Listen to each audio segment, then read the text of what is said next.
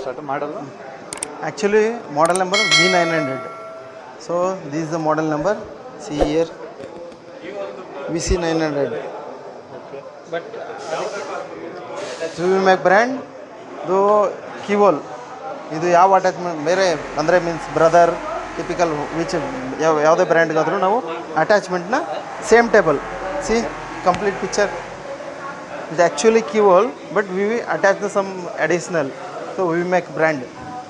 So first thing we have two panels. One is head and one other one is control panel. In Europe countries there is no GPUs, that's why the keyhole.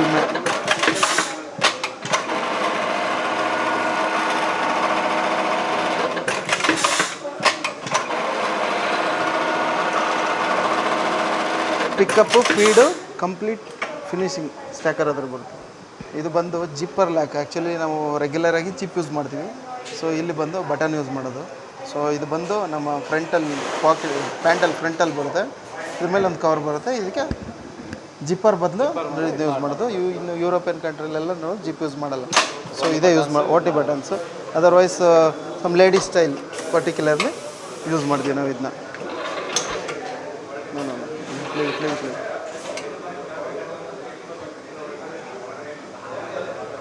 Actually ಇದು panel ಇದೆಯಲ್ಲ, ಇದು even same thickness ಇದ್ದರೆ so continuous ನೀಟಾಗಿ run ಮಾಡ್ಬೋದು machine ಬರುತ್ತೆ.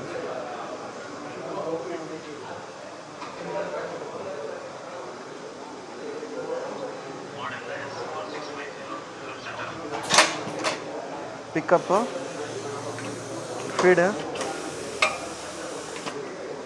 Align and then ಶಿವಿಂಗ್.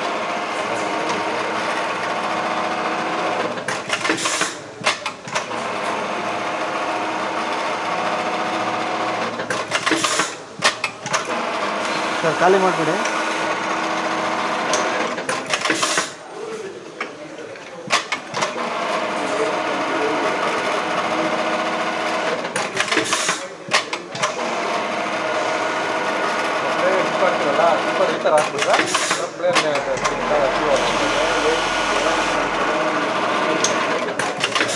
ಹಾಗೇನು continuous automatic routine.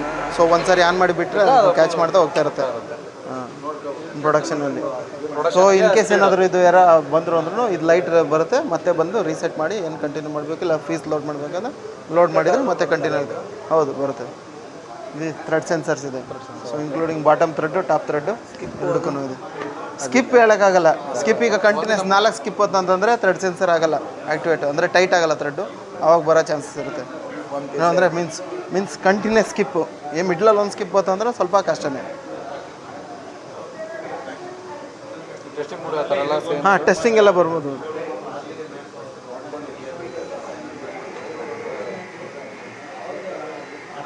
ಹಾಕಿ sir ಟೆಸ್ಟ್ಗೆ. Input ಟೆಸ್ಟಾ, ಎಕ್ವಿಪ್ಮೆಂಟ್ ಟೆಸ್ಟ್. ಹಾಂ step.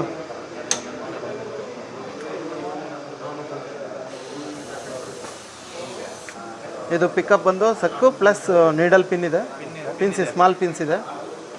So then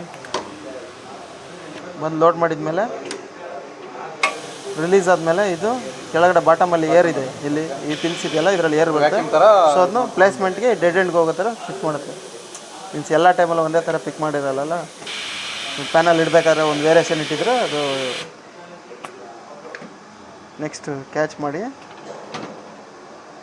align. So actually ಅದು ಪ್ರೋಗ್ರಾಮಿಂಗ್. ಸೊ ಗ್ಯಾಪ್ ಎಲ್ಲ ಏನು ಕಂಪ್ಲೀಟ್ ಇದೆಯಲ್ಲ ಅದೆಲ್ಲ ಬಂದು ಬರೋದು. ಸೊ ಇಲ್ಲಿವರೆಗೂ ಇದು ಟೆಸ್ಟ್, ಎಕ್ವಿಪ್ಮೆಂಟ್ ಟೆಸ್ಟ್. ಏನು ಕಂಪ್ಲೀಟ್ ನಮ್ಮದು ಸೈಕಲ್ ಸರಿಯಾಗಿ ವರ್ಕ್ ಆಗ್ತಿದೆ ಅಂತ ಚೆಕ್ ಮಾಡೋಕ್ಕೆ. ನೆಕ್ಸ್ಟ್ ಶಿಫ್ಟು ರೀಸೆಟ್ ಮಾಡು. Okay, second.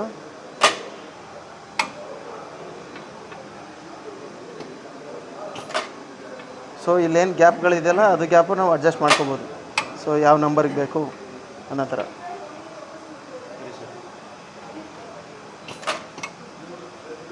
ಸೊ ಗ್ಯಾಪ್ ಏನಾದ್ರು ರೀಸೆಂಟ್ ಹಾಕೋದು ನೋಡ್ತೀವಿ ಸರ್. ಹಾಂ, ಅದೇನಾದರೂ ಇಲ್ಲಿ ಇದೆಯಲ್ಲ ಪ್ರೊಡಕ್ಷನ್ ಕೌಂಟು, ಮತ್ತು ಇದು ಇಂಡಿವಿಜುವಲ್ ಗ್ಯಾಪ್ ಏನಾದ್ರು ಹೆಂಗೆ ಸರ್ ಮೆನ್ಷನ್ ಮಾಡೋದು ಇದನ್ನು? ಸೊ ಫಸ್ಟೇ ನಾವು 36 ಇದು 29 ಅಂತಂದರೆ ಏನಿದೆಯಲ್ಲ ಇದು ಈ ಪ್ಯಾನಲ್ಸು ಇದು ವಿಡ್ತ್ ವೇರಿಯೇಷನ್ ಆಗುತ್ತೆ ಸೈಜ್ ವೈಸ್ಗೆ ಮೊದಲೇ ನಾವು ಅಡಿಷನಲ್ ಸೆಟ್ ಮಾಡಿರ್ತೀವಿ.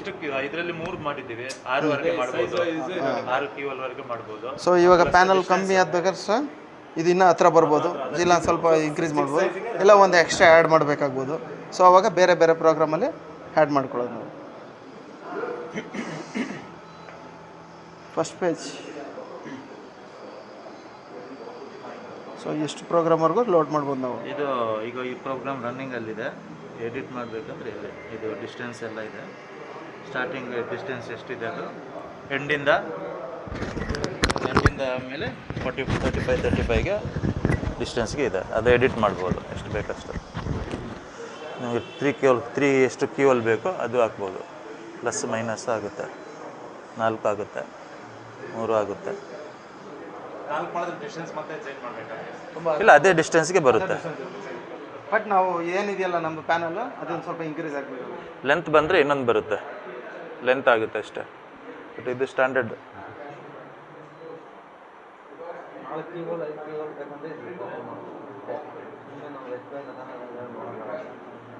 ಇವಾಗ ಇಲ್ಲಿ ABCD ಇವಾಗ 4 ಆಯಿತು, ಇನ್ಕ್ರೀಸ್ ಆಯಿತು. ಏನಂದರೆ ನಾವು ಪ್ಯಾನಲ್ಗಳನ್ನ ಸೊ ಯಾವುದ್ರ ಅದನ್ನು ಅಡ್ಜಸ್ಟ್ ಮಾಡಬೇಕು, ಅದನ್ನು ವಾಪಸ್ ತಗೊಂಡು ಅದೇ ಇರೋದು. Same production counter start stop ಇದೆಲ್ಲ ಬರುತ್ತೆ. ಮತ್ತು ಈ ಸಿವಿಂಗ್ ಆಫ್ ಮಾಡಬೇಕಂದ್ರೆ ಎಮರ್ಜೆನ್ಸಿ ಇದು ಹೆಡ್ಗೆ ಇದು ಕಂಟ್ರೋಲ್.